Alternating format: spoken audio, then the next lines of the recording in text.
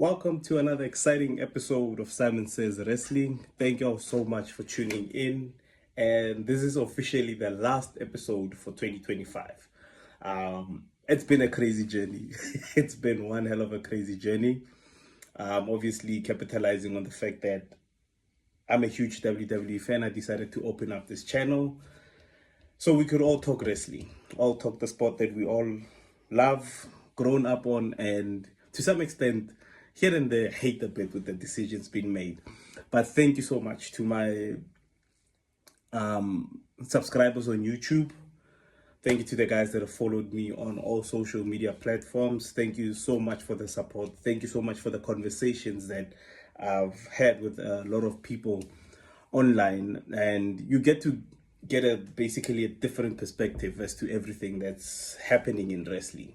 So before we start off the episode, I just want to say thank you to each and every one of you that has subscribed, that has liked the videos, that has interacted online. Hopefully in 2026, we grow bigger, better, and produce more content. And obviously we can do a bit of upgrading here and there. But I just want to say from the bottom of my heart, thank you all so much for everything and the support that you guys have pulled through to the channel, to the social media pages. I can't thank you all enough for everything that you've done for me. So before we start off the episode, I just wanted to get that out of the way. And I just dropped a video which basically goes through the top 10 moments of 2025. Go through, check out the video, let me know what stood out for you. And this episode, basically, we're just going to be going through SmackDown and Monday Night Raw in the past 2 weeks. So thank you all so much. Love all of you. Peace, love, happiness. Happy New Year and a prosperous, successful. We're only going to grow bigger from here onward. Roll the clip.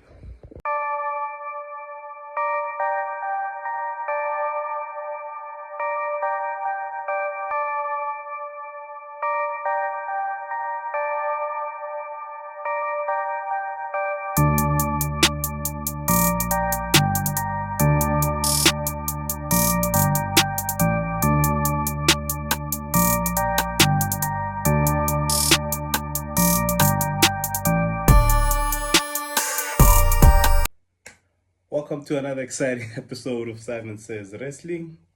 Thank you all so much. Thank you all so much for the support. Like I said at the beginning of the video, I can't state that enough. Can't state that enough in the slightest. Just a couple of things that I made note of, that obviously going into 2026, we're going to have basically what seems to be a new era with, like I've been saying with Triple H, after every PLE is a new era. And it seems like it's time for the young talent to start shining in the WWE. We have CM Punk versus Bron for the World Heavyweight Championship. My personal opinion, give the title to Bron Breakker. Give the title to Bron Breakker. But I know in the sense of business, CM Punk is the safest option when it comes to having the World Heavyweight Champion strapped around him. And I feel like Seth Rollins, as much fun as he's having in the football world, he might make a return and might even return to expose Austin Theory as his mole. But if you ask what I think of this match and who should win, I'm going with Bron Breakker for the new World Heavyweight Championship. I mean, the guy has done an awesome job at giving promos and handling himself on the mic against CM Punk. And I think at some point, I think it was the Raw this past week, you could actually see how proud CM Punk was, the fact that Bron Breakker was delivering a promo on that level with that intensity. So it's actually very, very exciting to see that they're pushing young talent on this one. Bron Breakker for the win for the World Heavyweight Championship from my side. I wouldn't mind also CM Punk retaining the championship with interference from Seth Rollins exposing Austin Theory as a mole. The reason why I'm saying Austin Theory might actually be a mole is the fact that it's a bit of an Easter egg, given the fact that Austin Theory is using Seth Rollins' finishing maneuver to win matches and to basically run interference in the matches of the Vision. So for me, I might be reaching, I might be going a bit too conspiracy theory of this one, but I think Austin Theory is working with Seth Rollins, and going forward, he would be basically a good addition in a way to Seth Rollins, because it seems like Seth Rollins is more focused on building superstars going forward. Given the fact that we have Bronson Reed now, who's a major superstar, has defeated Roman Reigns. We have Bron Breakker, who basically didn't, in a way, need Seth Rollins, but has his guidance and has his support, which makes him an even bigger superstar. Logan Paul was already huge coming into the WWE, but for the fact that he's basically aligned himself with the vision, basically legitimizes him as the future of the WWE, because the way that I've seen the vision, I've always said that they are the future of the WWE. They are young, talented men who believe that their time is now, and they want to grab each and every opportunity and made it be clear that they are the future, and they are willing to do anything and everything to get what they want. And they've been pushing that agenda. So Austin Theory aligning himself with Seth Rollins, I believe, will also elevate him and will get him to that level where he's just, like in the stratosphere. Austin Theory, I've been saying for the past couple of years that Austin Theory is a huge superstar. The only problem that I have with Austin Theory's return to the WWE is the negligence of Grayson Waller.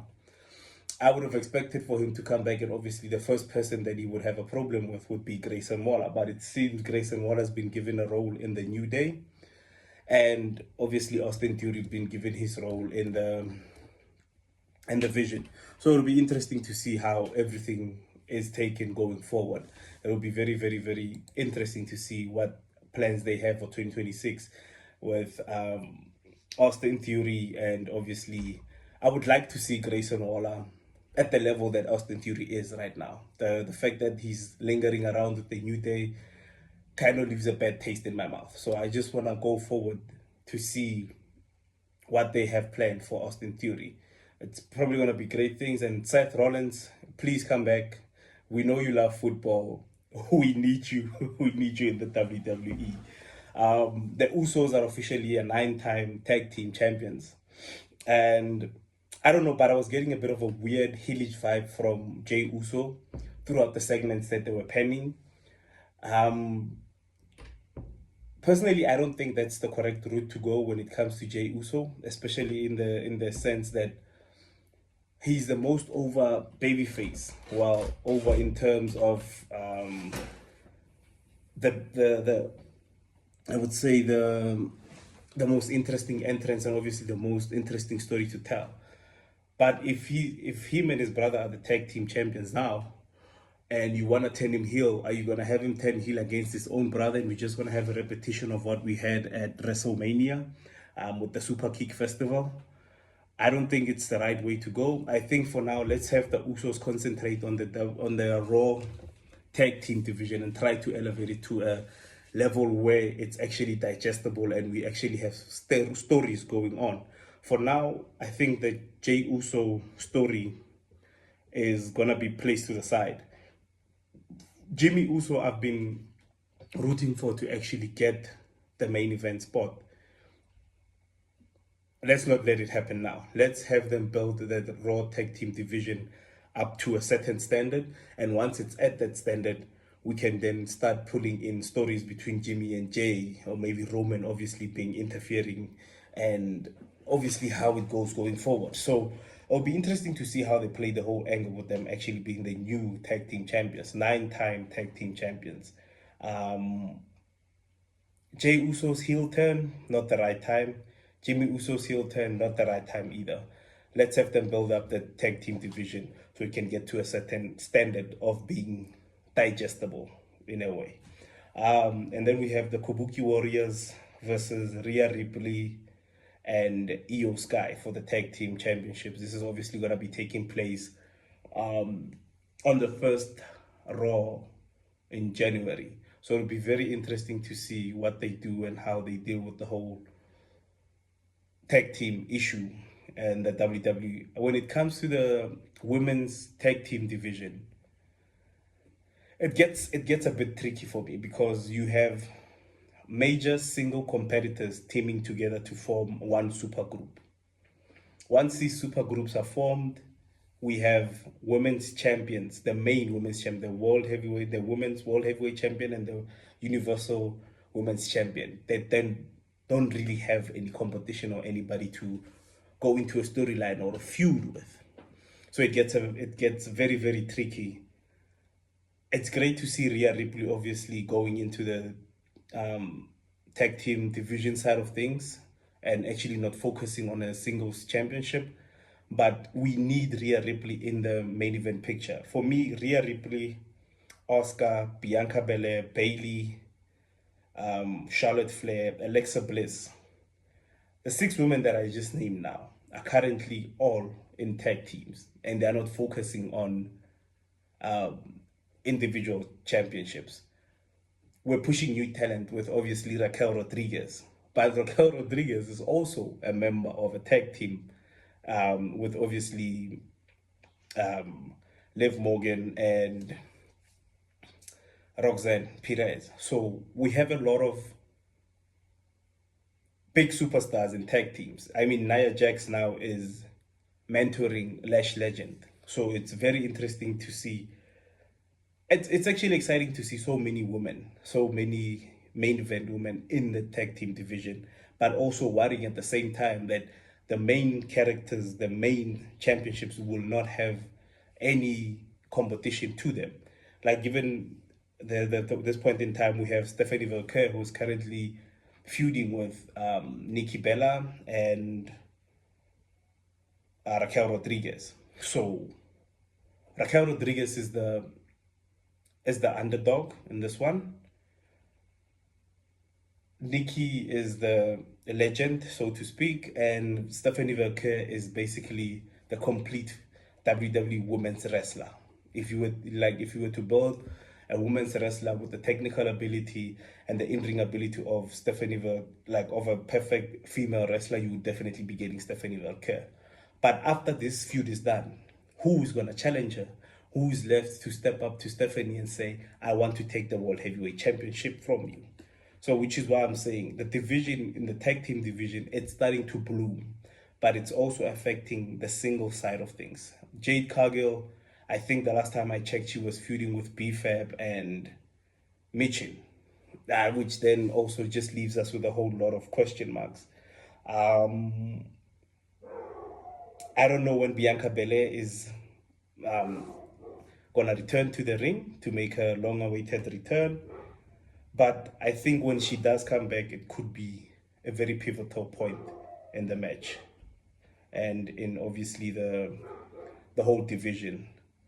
So going forward, it's exciting to see. I don't wanna be negative and say that it's not the best of divisions. It's the best division. It's got the best of the best players in it. The only thing is that with that division starting to bloom, it's starting to hurt one other side of the division, and that's the main championships.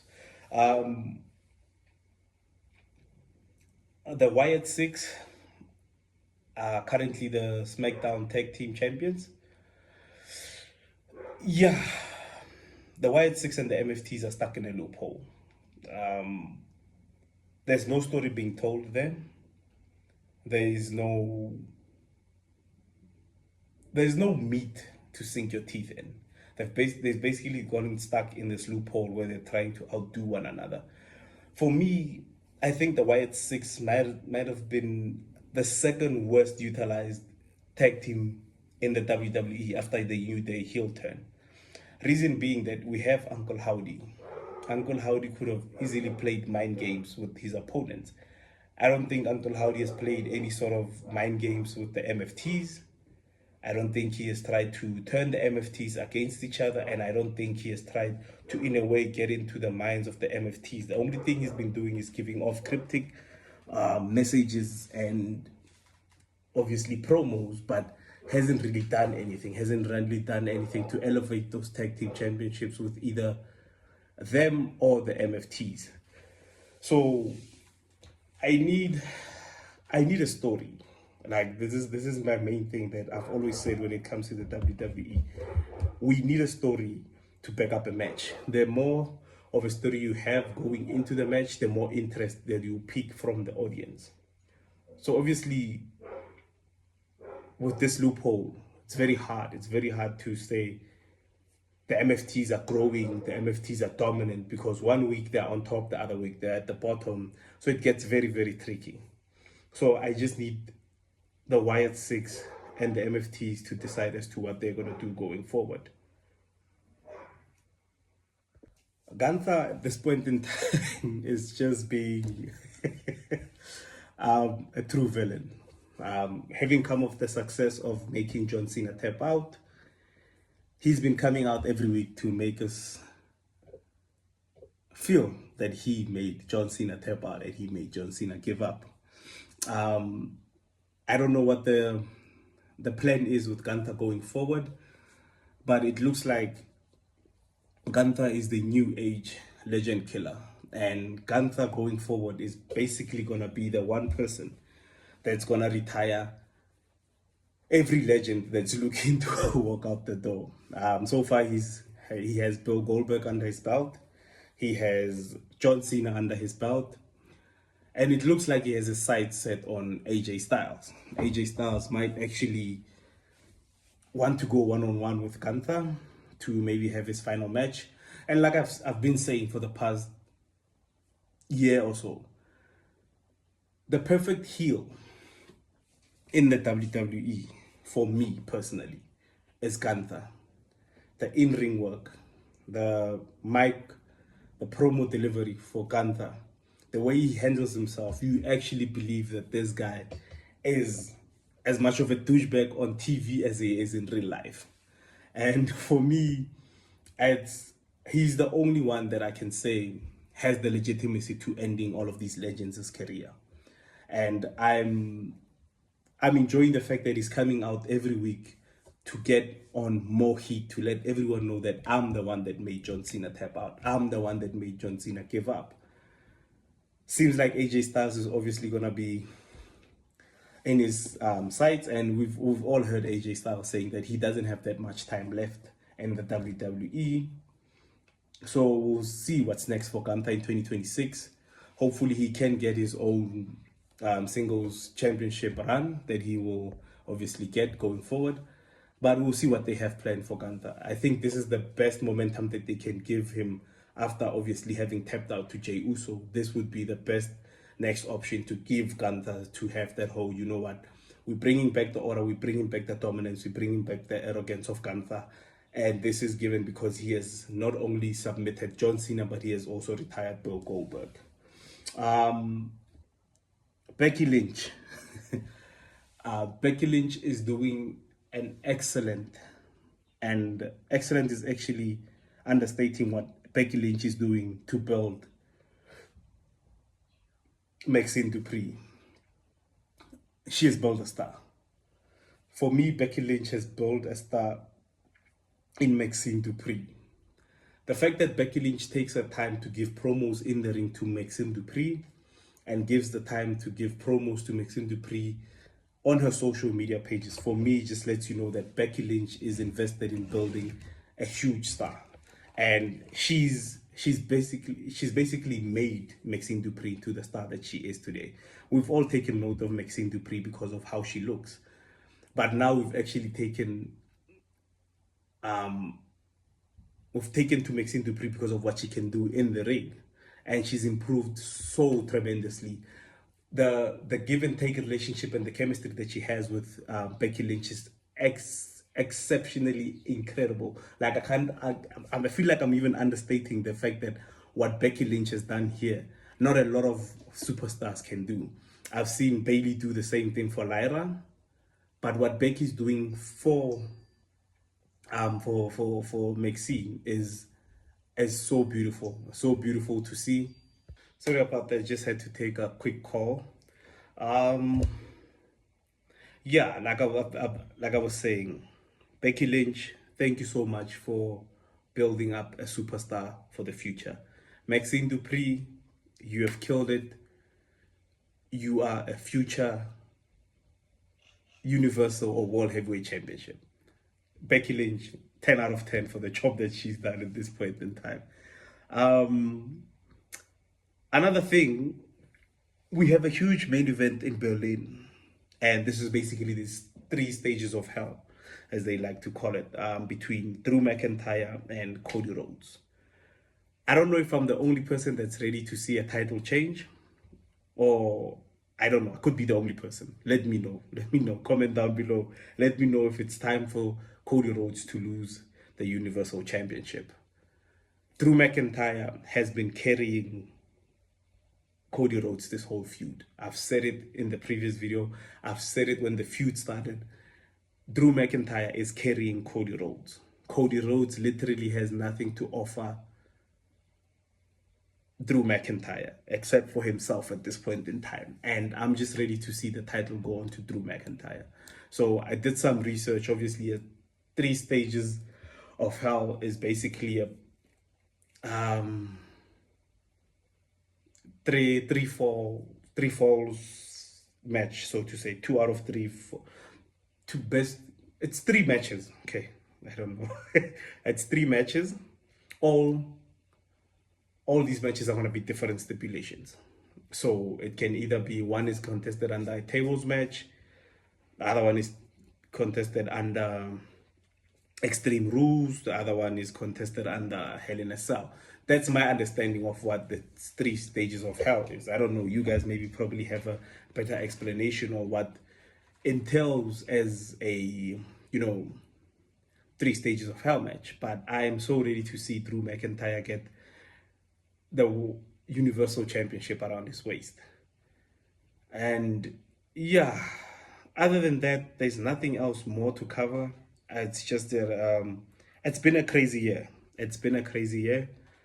Hopefully 2026 is a bit kinder to us wrestling fans going forward, and no interferences from celebrities, please, going forward.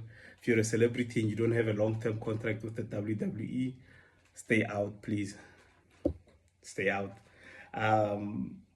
Yeah, it's just, let me know what you guys think. I also posted a video on my YouTube channel, on my TikTok page, with the top 10 standout moments in the WWE for 2025. Let me know what stood out for you guys. And thank you so much. Thank you so much for the support. Thank you so much for the support. Thank you to all my 61 subscribers. We're going to grow that number. We're aiming for 100 subscribers on YouTube. The following on TikTok is actually doing pretty well. It's doing pretty well. Instagram, please go follow me on Instagram. On all my socials, it's @SimonsSaysWrestling. Check it out. Follow, hit the like button. Don't forget to subscribe, hit the notification bell. And I wish you guys a happy new year. Please take care. Come back in one piece, and we can discuss more wrestling, more WWE, more Impact, and more topics that are going to be taking place. It looks like it's going to be a crazy year for 2026. And thank you all so much. Have yourselves a blessed one. Take care. And as always, peace. Let's talk wrestling.